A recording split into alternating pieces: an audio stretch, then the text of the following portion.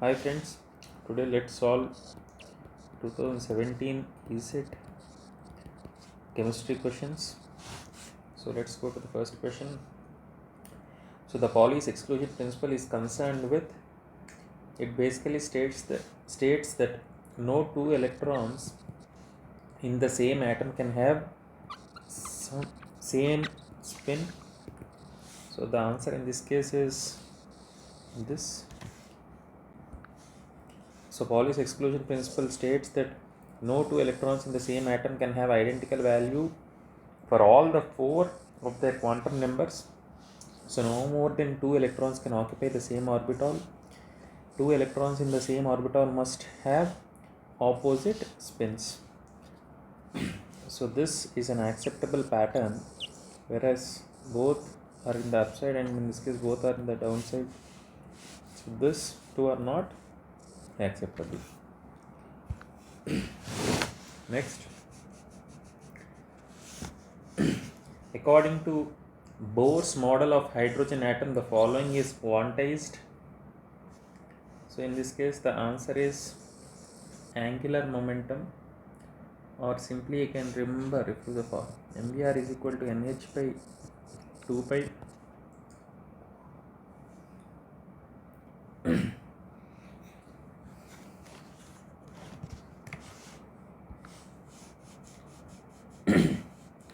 So as per Bohr's theory for hydrogen atom, it is based on the quantum theory and it takes only discrete values, and electrons move around the nucleus in prescribed orbits, and if electron jumps to a lower energy orbit, the difference is sent out as radiation.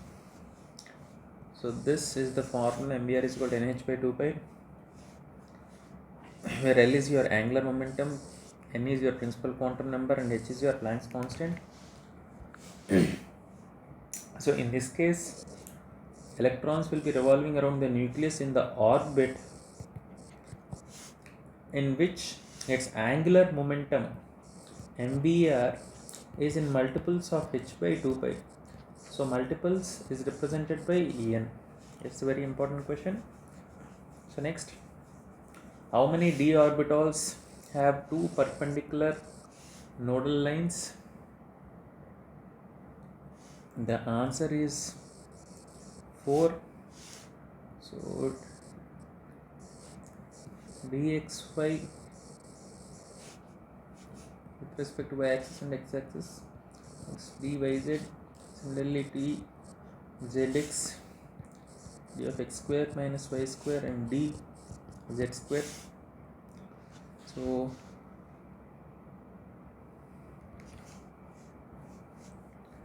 to see this, x square minus y square,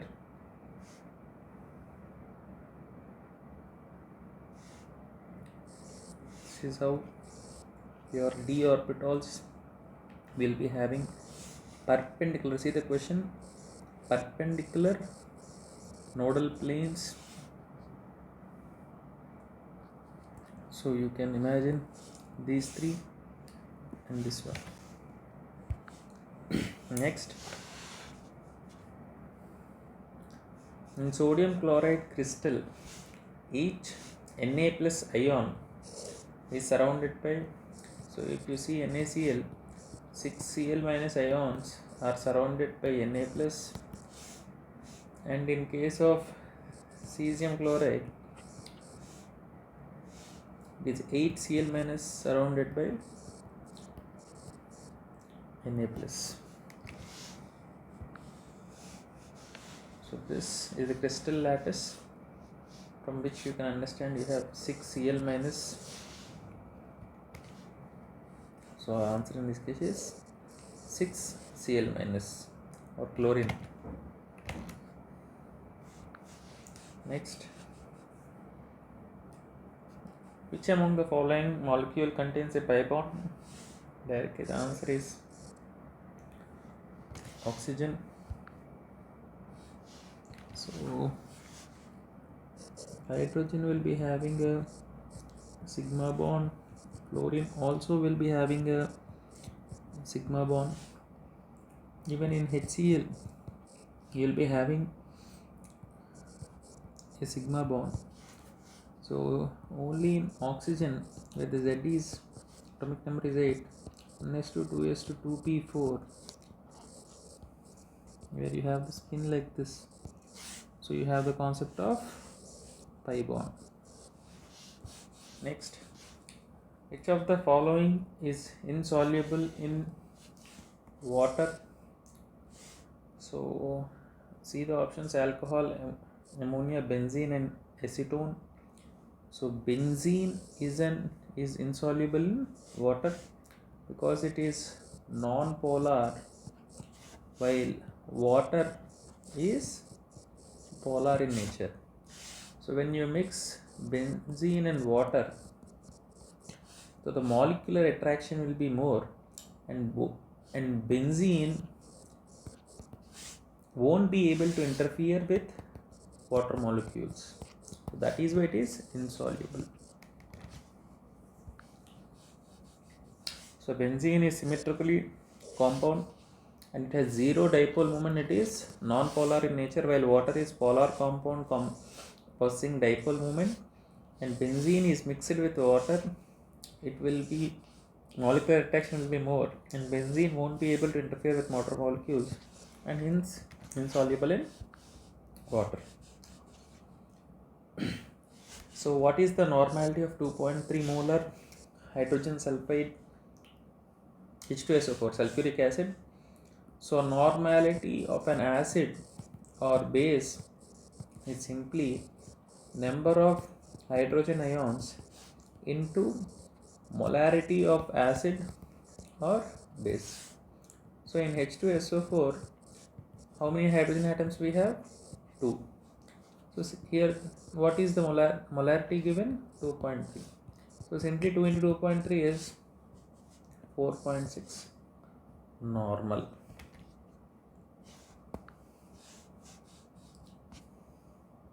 So see this. So in H2SO4, so if you know the molarity, you can convert into normality. So if it is a 2 mole, here it is given as 2 moles, that is why I am getting 2 moles into 2, 4. Okay. Next.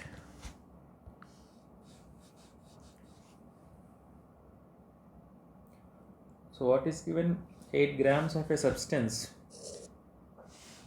and weight 40 is dissolved in 250 grams of water.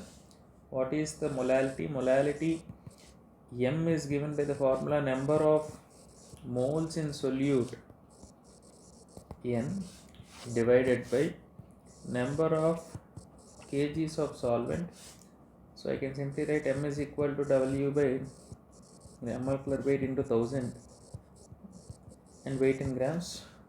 So here weight is given as 8 divided by molecular weight is 40 into 1000 by this is your A, which is 250 grams. So this is simply 0.8. So I'll show you the reference formula once again. So already have shown you the formula of molality many number of times. So weight by gram molecular weight divided into, this is the reverse I am writing, W by 1000. So next, what is the pH value of 0.05 molar barium hydroxide? So in case of OH minus, I can simply write as M into number of OH minus ions, which is 0.05 into 2 or 0.1, which is 10 power minus 1. So pH is simply log OH minus, in this case minus log 10 power minus 1. So I am simply get minus of minus 1 into minus 1 is 1, so I will get 1. So the pH is 14 minus P of OH, which is 14 minus 1, which is 13. So for barium hydroxide, it is 13 is the pH. So this is the formula 14 minus POH is 14 minus pH. So I have to calculate the POH and then substitute here to get the pH value. Which of the following molecule is not a Lewis base? So here BF3 is not a base. So according to Lewis theory, acid will have electron pair acceptor and base will be having an electron pair donor. So if you observe H2O, you have diagram like this, whereas for NH3 it will be something like nitrogen and 3 bonds with hydrogen. Even in CO also you have a bond, but you don't find a similar bond in. So this is how your barium fluoride will look.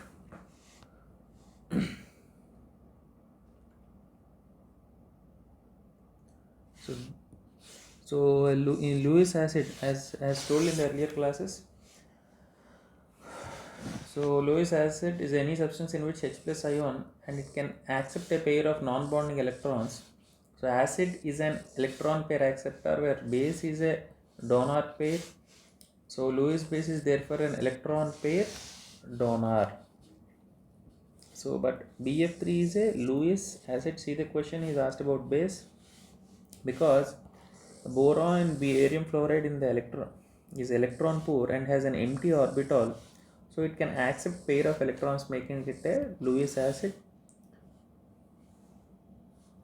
So in this case barium fluoride is a acid, it's not a base. That's what the question is, which is molecule is Lewis base. So this is a Lewis acid. Next,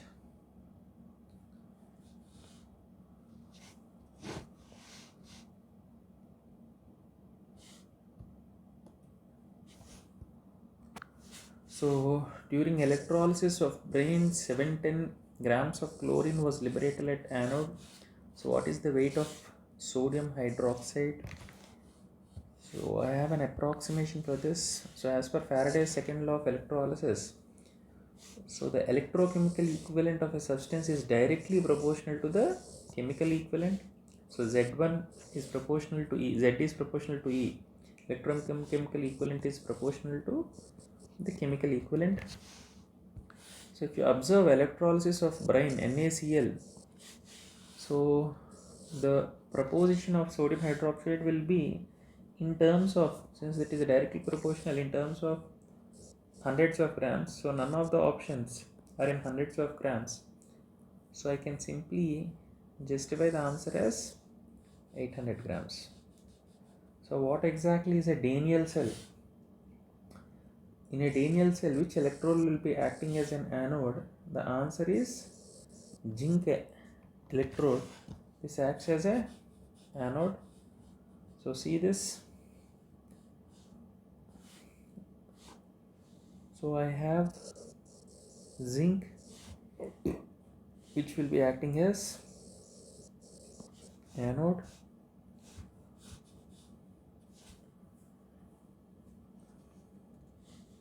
which is quite anodic, whereas in the other end we have these elements which has a act as cathode. So there is a chance of asking question of this on this.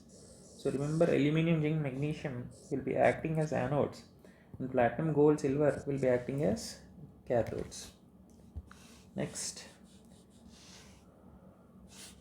the molar conductance of hydrochloric acid is more than the sodium chloride acid because ionic mobility of hydrogen plus is more than sodium.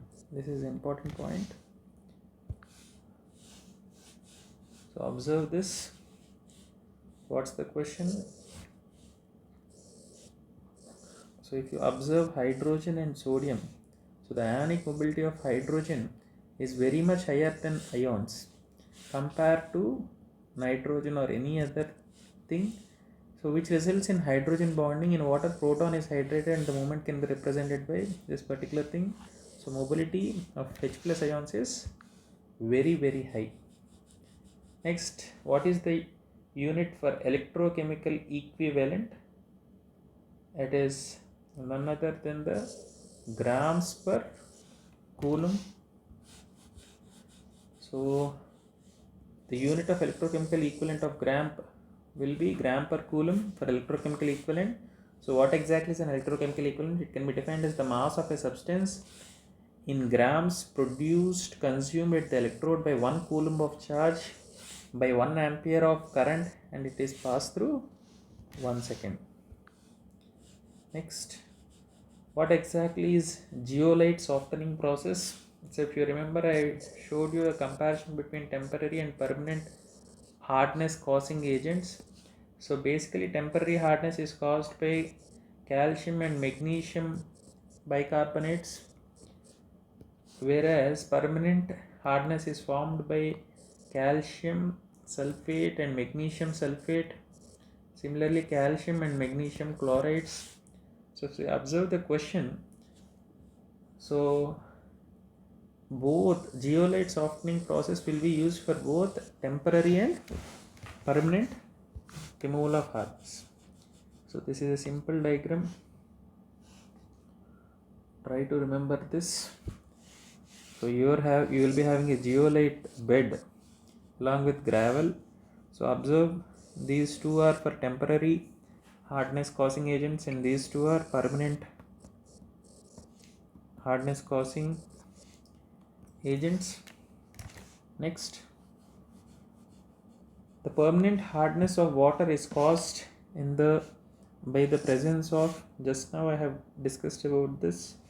So basically the chlorides and sulfates of calcium and magnesium will cause permanent hardness. This is a very standard question which is coming many number of times in the examination. So very student has to remember which reagents will be creating temporary hardness and which reagents will be creating permanent hardness. So mainly simply remember chlorides and sulfates will of calcium and magnesium will definitely cause permanent hardness. They can't be removed by boiling. It can be removed by boiling. So this hardness removal is a bit cheap, whereas this is expensive. Okay. So next, what is the secondary treatment of water uses which mechanism to consume waste in water? So microorganisms, the secondary treatment of water uses microorganisms to consume waste in water. So see this, so the waste water with biological treatment and membrane bioreactor.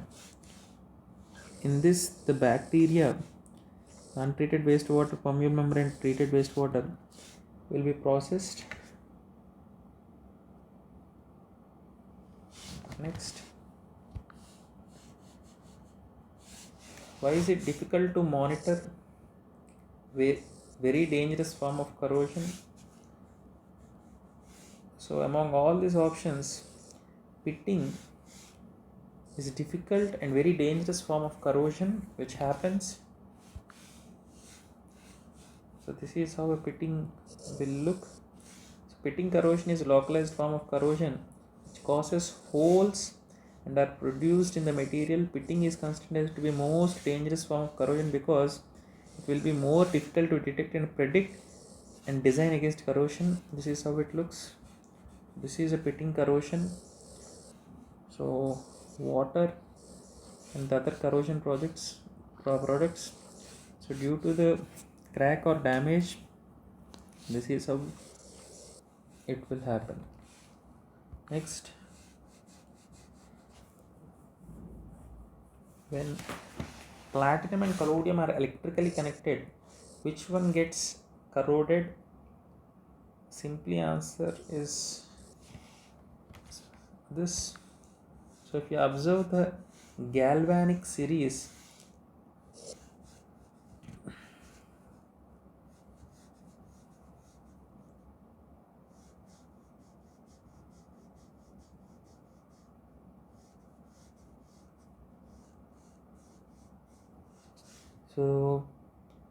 this is the following of which stagnant. So palladium is a bit less effective of corrosion. So of these two, platinum and CO, we can observe that this will be more affected by corrosion. Next, what rubber is invented by Dr. Joseph Patrick to make it antifreeze? Thiokol is the rubber which was invented by Patrick for antifreezing. So see this. So thiokol is invented by Joseph Patrick, and it is invented in an inexpensive antifreeze. So it has ethylene dichloride and sodium polysulfide, and the gum whose outstanding character will be terrible odor. Next, the first plastic ever synthesized was bakelite. This is a very important question. Every year we have a question on bakelite. So it is the first plastic made from synthetic components. Which are the two components? It is phenol and formaldehyde, and we get bakelite. So it is basically a thermosetting phenol formaldehyde resin formed from a condensation of phenol and formaldehyde. Next, which is a brand of polyester textile fiber that is wrinkle resistant and strong? The answer is Dacron. So Dacron is registered as a polyester fiber by DuPont, and the best features of it is, unlike natural fibers, it is hypoallergenic, non-absorbent and mildew resistant. So it is a polyester fiber. Next, what is the combination of water gas? Simply, it is hydrogen and carbon monoxide. So this is the combination of water gas, very important. Highest is hydrogen, next CO, then comes your CO2 and nitrogen. Remember the constituents in ascending order: hydrogen greater than CO, monoxide greater than CO2 greater than nitrogen. Next, which of the following is not a greenhouse gas? Actually, precisely speaking, this we can eliminate, because many times we know that carbon dioxide is a greenhouse gas. Then comes your water vapor. This is also a very high quality greenhouse gas. So maybe if you observe this, so CO is not considered as a direct greenhouse gas because it does not absorb infrared energy strongly. Whereas all the three options, CO2, water vapor and methane, all these three gases will be absorbing the IR energy. Next, burning of fossil fuels will cause not global warming or ozone depletion. So I can simply say it is acid rain. So when fossil fuels are burned, nitrogen oxides are released into the atmosphere, which contribute to smog and acid rain. Therefore, we can simply say that it is formed, acid rain is formed due to burning of fossil fuels.